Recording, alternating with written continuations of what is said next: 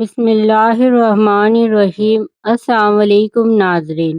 آندھی اور تیز ہوا کے وقت مسنون دعا۔ حضرت عائشہ رضی اللہ عنہا فرماتی ہیں کہ جب تیز ہوائیں چلتی تو رسول اللہ صلی اللہ علیہ وسلم یہ دعا پڑھتے: اللہم انی اسألوک خیرہا و خیرا ما فیہا و خیرا ما ارسلت بہ و اعوذ بک من شرہا و شر ما فیہا و شر ما ارسلت بہ۔